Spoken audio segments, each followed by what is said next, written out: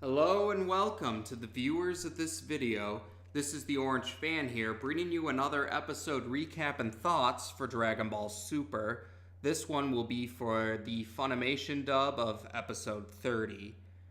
Now this episode is mostly just a clip show episode. That's to say it's mostly just recycled images or footage from previous episodes, and they're mostly just recapping what happened.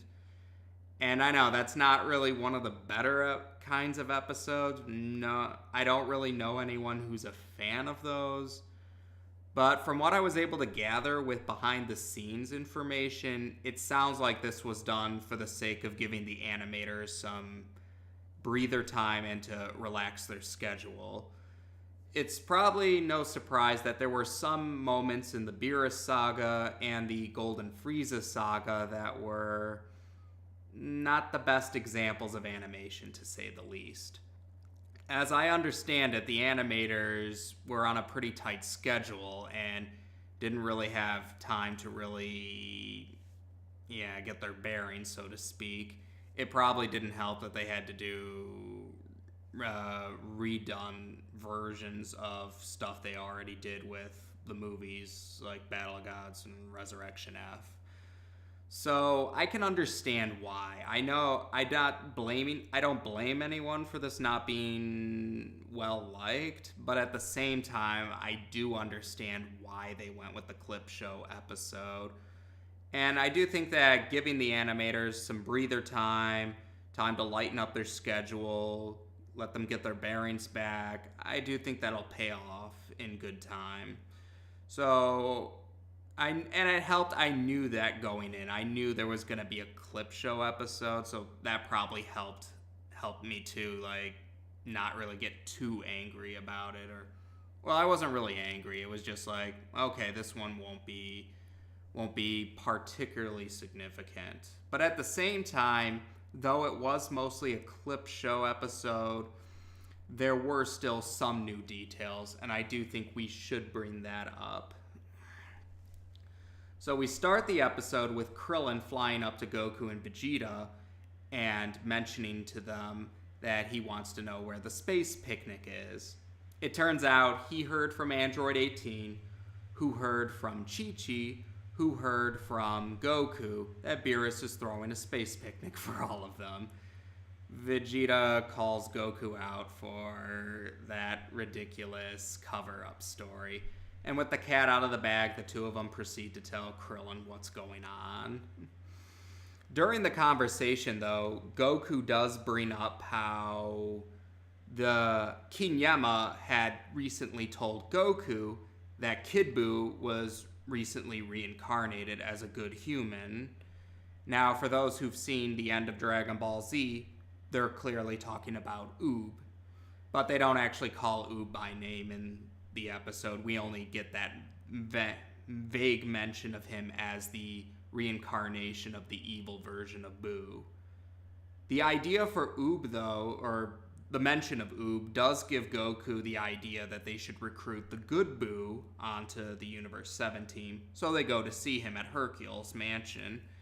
And Buu is more than happy to take part in the tournament. He even offers to give his wish on the Super Dragon Balls, if he wins, to Hercule, as thanks for all that Hercule has done for him. With 4 members they decide to go see Piccolo, and they even run into Goten and Trunks along the way who want to take part in the tournament. But Vegeta, in a rather needlessly harsh manner, tells them that the only way they'd be strong enough to compete is if they use the fusion dance, which is forbidden from the tournament. They do eventually get to Piccolo, who's training with Gohan.